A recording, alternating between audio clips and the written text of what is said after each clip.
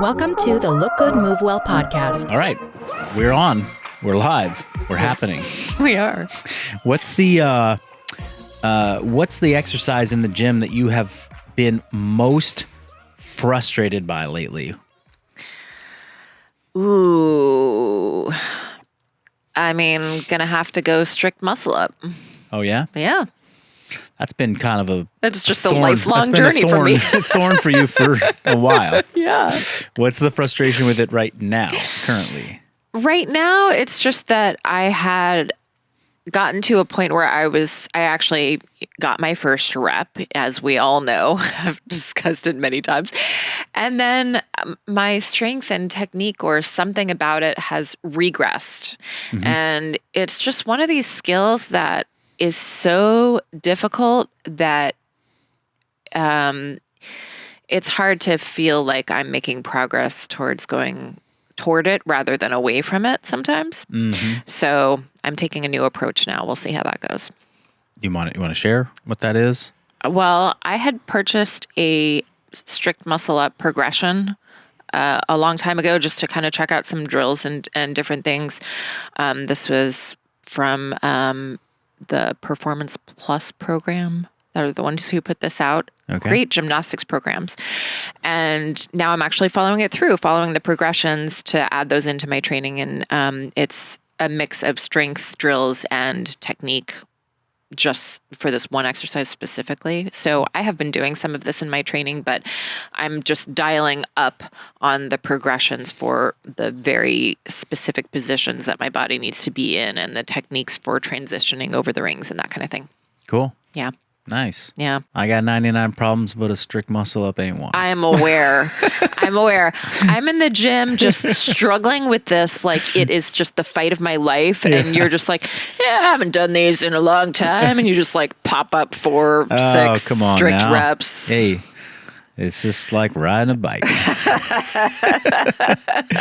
I'm frustrated with just like shoulder pressing movements in general. Yeah. And just shoulder specific training. It's been hard for me. I think honestly, whatever year, I think it was maybe 2021. I'm not sure, but you know, when I finished CrossFit, my shoulder was pretty jacked. Yeah. And then I think over the years since then, I probably did a little bit more.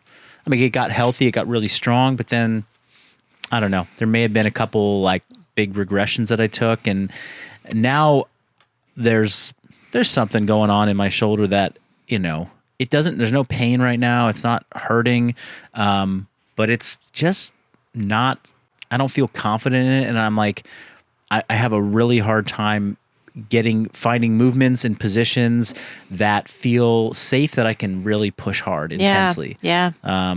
This is actually this is like something we wanted to talk about, was like the, you know, safely pushing intensity. Yeah. So it kind of leads into our topic a little bit for the day, but you know, when I look back on my CrossFit years and my physique and my developed shoulders back then, like I did a lot of pressing. You know, it was just such a big part of CrossFit. It is. I did probably several hundred handstand push-ups a week, and I would jerk and push press a lot, you know, and that was great training for my shoulders. And now I don't do a lot of handstand push-ups, although I've considered maybe seeing if I can bring that back into my training and feel like confident and safe to push on it.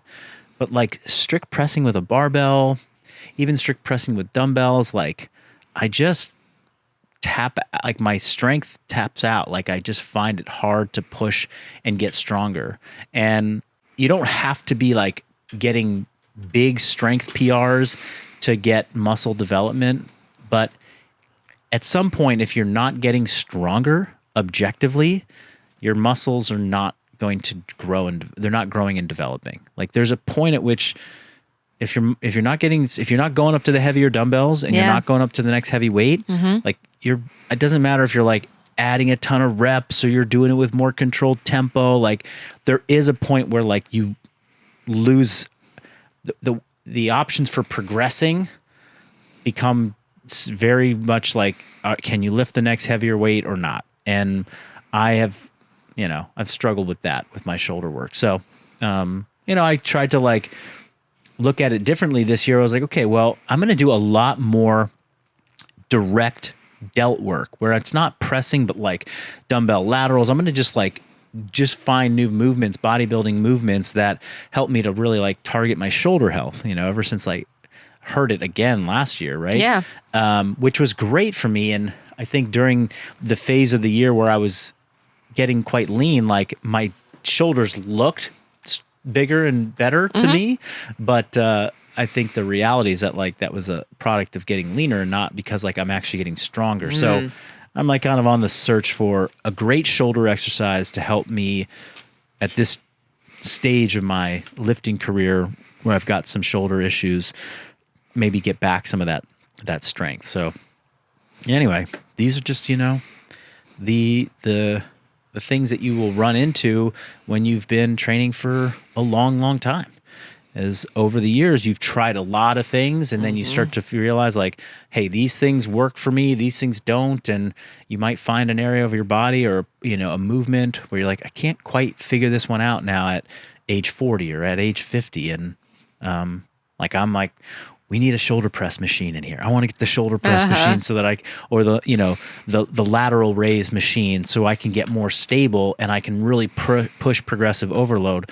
Like when I was traveling down to San Diego recently, there was like, Arsenal Strength is a manufacturer that makes a bunch of machines. They had a seated shoulder press machine at this gym and it was just like, whoa, I can really crank on this thing. It's like, I'm in a good position.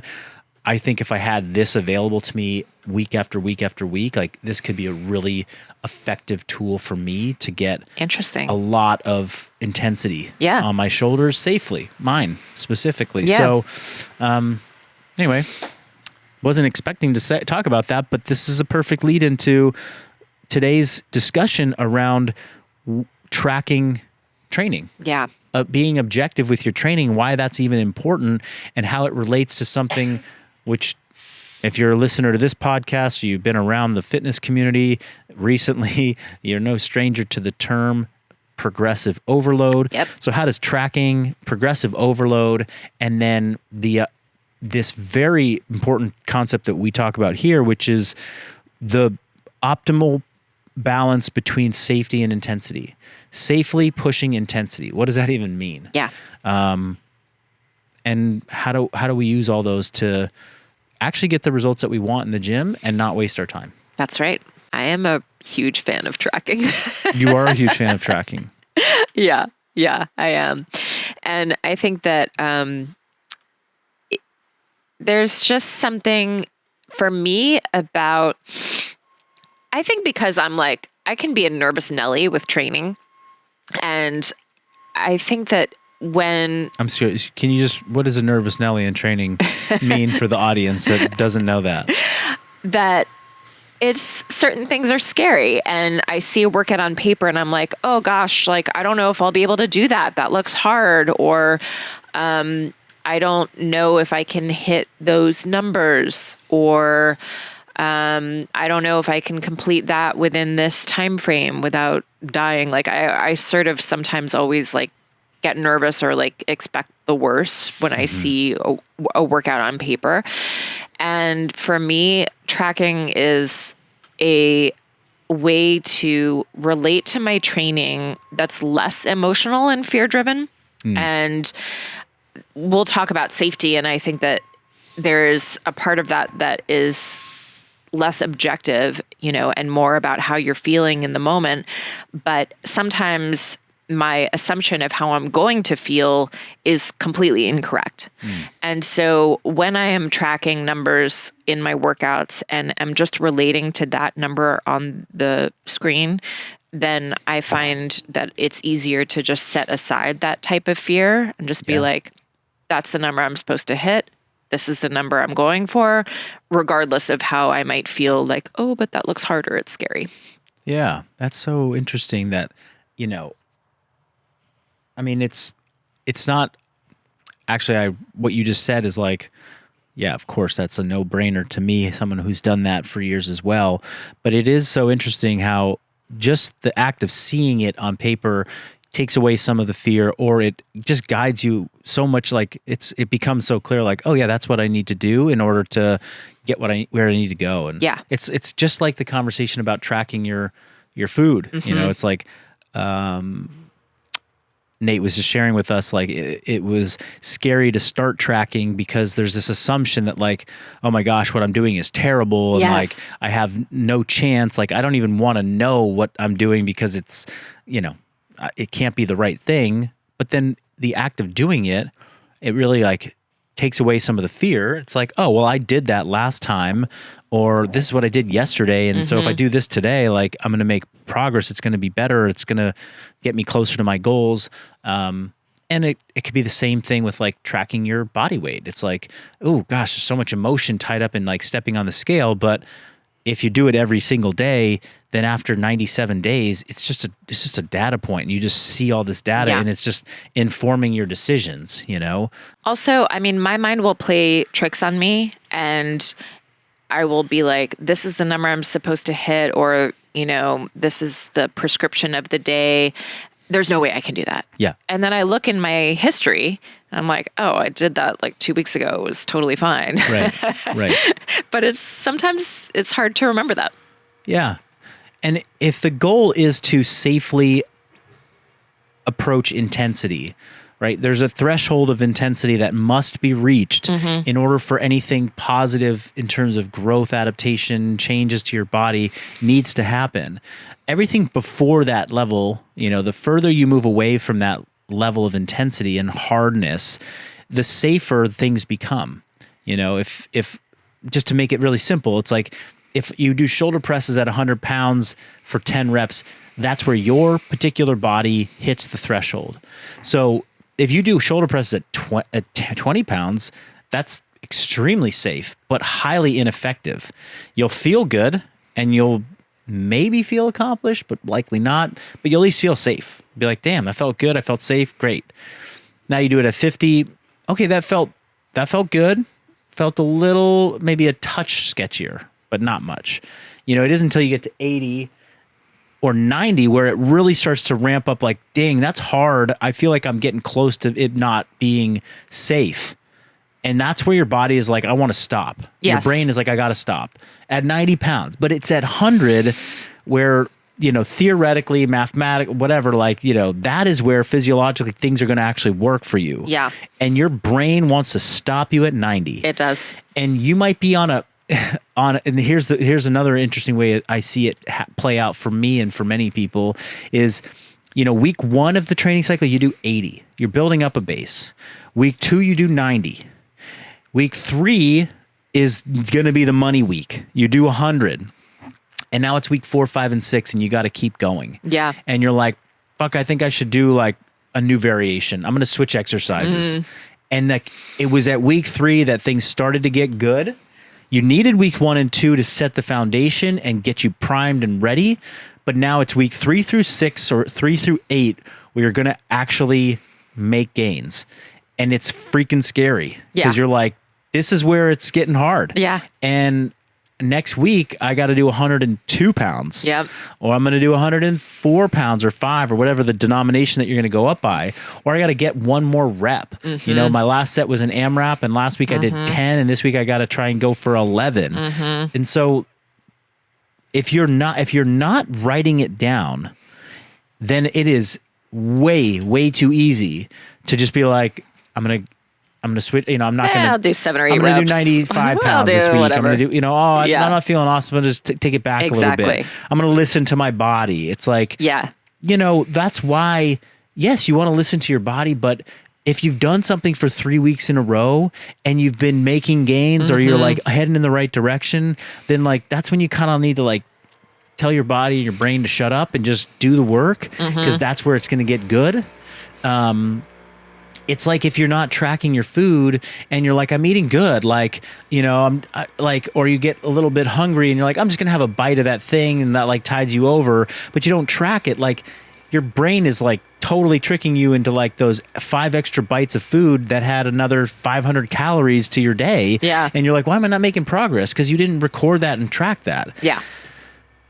Anyway, with training, it becomes really important, not in like, I'm getting my first touch on this exercise, but it becomes really important in training to when you're further along in a progressive cycle of training to make sure that you're holding yourself accountable to the things that are really going to move the needle for you. Yeah. When I see those scary numbers, I mean, I have all kinds of tricks that I do mentally. By the way, sorry, forgive us if you're getting If some you of hear this. the sounds. If you hear this sound, there is like I don't know, an alien aircraft that's landing outside the of our gym. building right now. Yes. Well, I have mental tricks that I do, all kinds of tricks to like get myself to do the scary things. Yeah. And I'd love to hear yours as well, but like I have like little things I have stupid things I say to myself.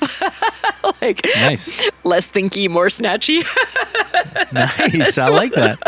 I had a lot of things I would say to myself back in the CrossFit days, mostly around like nasty, gross Metcons.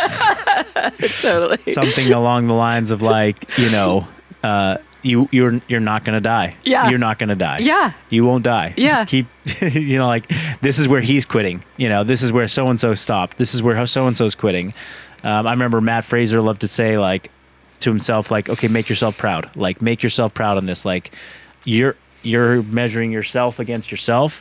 At the end of today, are you gonna go to bed, proud of your effort? And that was like when he's on his, second hour of, concept 2, zone 3 work, right? Yeah.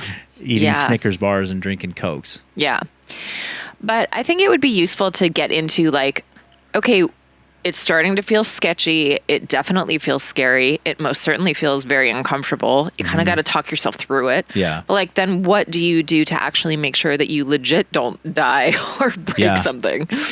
Yeah, I was thinking about this because I was like, one of the variables in the CrossFit days that made those years some of the best gains of my life was that I certainly didn't want to hurt myself, and I think I had a healthy fear of like overdoing it, but I was also in a culture where it was like we just had to. It's like you're putting it all out there. Yeah. Like I feel myself stop 1 to 2 reps short of where I would have stopped 10 years ago or 6 years ago, 7 years ago now, because those, today I can't make the argument for why that matters. Whereas back then everything mattered. Yeah. And, the amount I would go to failure, the amount more than just failure. Like now it's like technique is what guides failure. Whereas back then absolute failure was what guided failure. Right. So you could throw your technique out the window on the last 5 reps as long as the reps were moving and the weight was moving.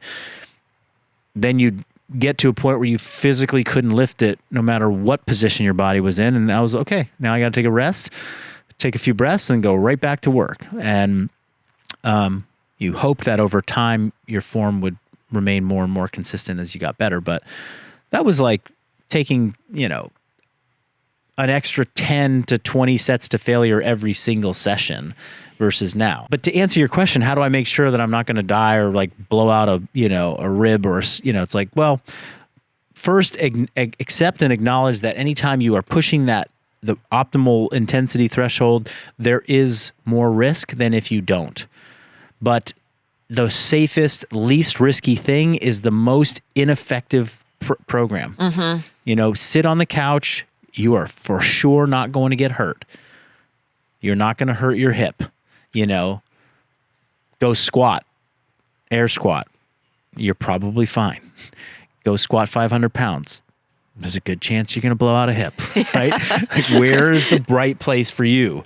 The consistency of training and the objective, like very marginal improvements and increases in intensity are what allow me to feel confident I am not going to blow something out. if I did the same thing for 6 weeks and I intentionally, for the first 2 weeks, underperformed relative to that intensity threshold, and it gave me a foundation of like, okay, I know this feels good. I know that this can get me, like I'm in a good groove. And by week 3, I start to push that intensity. Then I know, okay, I'm safe. I didn't blow anything out. If I go up by 2 to 5 pounds, like very marginal increase next week, like I'm going to be fine on the first 2 sets. It's the third set where it's going to get a little bit hard and sketchy. So I just have to be more disciplined about my form. If I focus on that and I don't try and be a hero, fine. I also will start to wear protective equipment on some of those high intensity sets. That's where I put on a weightlifting belt. I will maybe start to bias longer rests, or I will start to make sure that I do a little bit more warm up and prep. I will do a little bit more cool down and mobility towards the later weeks in these progressive overload cycles. But I need to make sure that I'm writing this stuff down. Yeah. And it's interesting because I'm training with Nate so much now, and it's like we're into week 3, 4 of a training build, and I've been taking very diligent notes on my computer, my weights, and Nate for the most part's lifting what I'm lifting on probably 80% of exercises, but there's 20% that he's either stronger or he's weaker than me in. And so he's kind of going by feel on those. And there's been times where I'm like, I don't think you hit the right intensity threshold there. Oh, it's because I haven't been I'm going to start writing it down this week. So he might push himself too hard. Like we did a back squat set yesterday or 2 days ago, and he just did the weight that I did, because that's how we've been doing most of our sets. And I looked over and I was like, he stopped his set after not the full rep count, maybe 8 reps. We were supposed to do 15. And he's like, whoa, that was hard. And I'm like, yeah, you did less weight than me last week. He's like, oh yeah, I forgot that.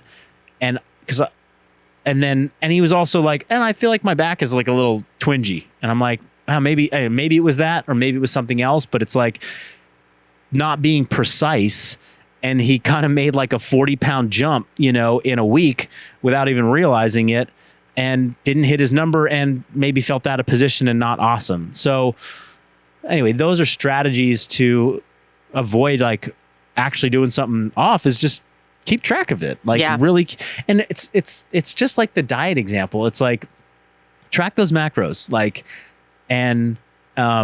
you tracking your food, you're consistent, you're hitting your 2,500 calories a day, and then you go have a cheat day. And you're like, I'm not going to write any of that down. It's well, just estimate the calories, put them in your thing, and lo and behold, you ate 5,000 calories today. Okay. And what that did was it took your weekly average from 2,500 up to 2,850. So you had a small marginal weekly jump of your average. Not terrible, not crazy. Next week, you get right back down and you're going to be fine. If that's one day across the entire month, it's not going to. So seeing it makes it all the more easy for you to be like, oh, let me just contextualize what this actually means for me. An extra 2,500 calories for my entire month. And I'm in this deficit already. I'm fine. I'm actually going to keep making progress. Yeah, that's right. The one extra thing I was thinking about was just how when I have that relationship to those numbers, I feel like even if I am not sure how that workout is going to go, even if I'm not sure if it's going to feel safe, something that you said about making yourself proud, it's my job for today is to try. My job is to try to reach this very objective number. Mm-hmm. And if things happen, things happen. But if he dies, you die. It'll be worth it. Oh my God. That's the best Rocky quote of all time. Well, the other thing that I do is, this is why I'm so committed to we just wrote newsletter about tempo. Yeah. And technique. Yep. Right? Tempo and technique, I think, are just such a powerful tool to support long-term progressive overload and hitting those intensity thresholds with more certainty and safety. You know, if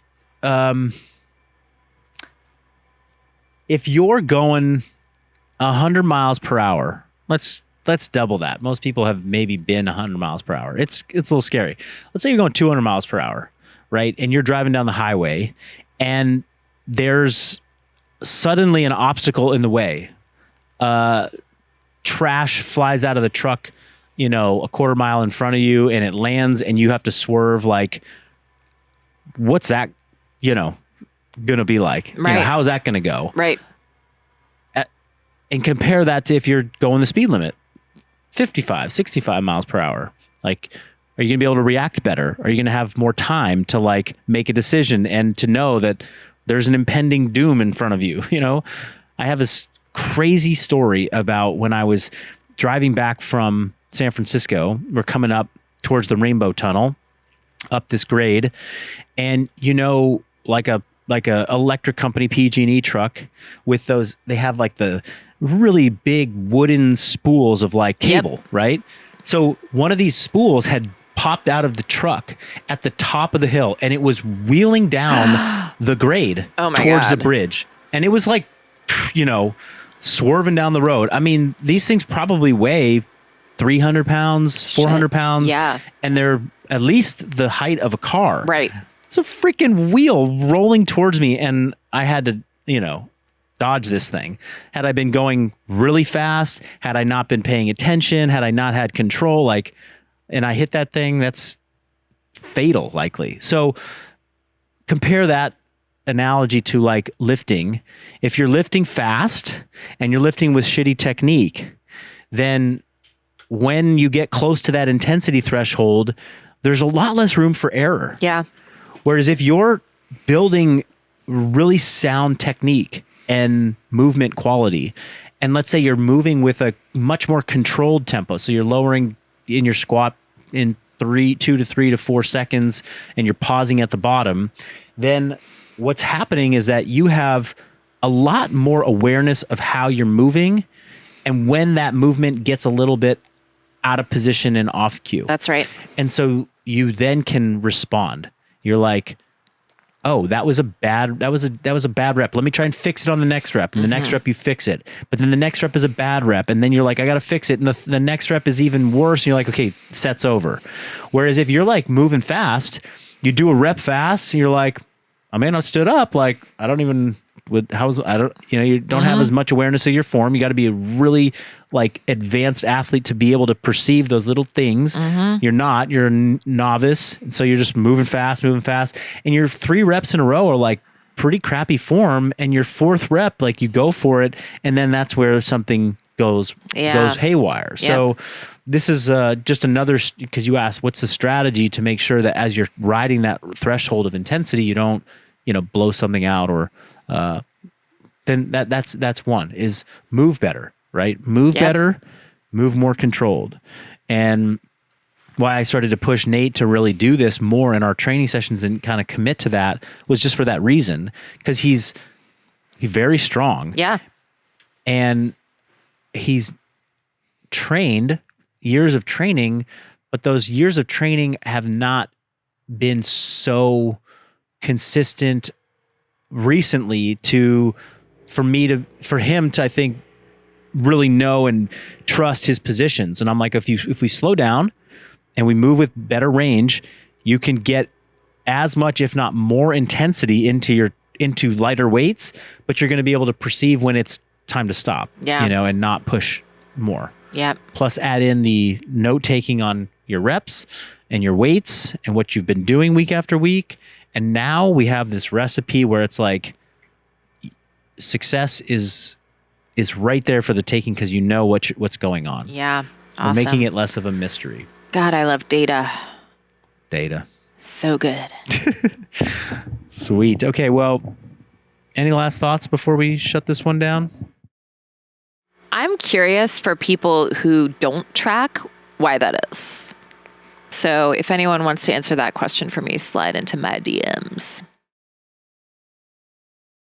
Well, I think we could come up with some answers, because last week You said, sometimes I just don't want to track my protein anymore. Even though when you track your protein, good things happen. Yeah. So I can understand that sometimes you want to break. Yeah. Because life is not all about progressively overloading. It's not. But we still want to hear from you. Yeah. Why do you find tracking hard when it comes to training? That's right. What makes you not want to do it? Mm-hmm. Have you heard something today that makes you think, maybe I should do that? Yeah. Slide into the DMs. Yeah. Yeah. At Marcus Philly, at Satya Khan. Thank you for listening. We'll see you on the next one. See ya.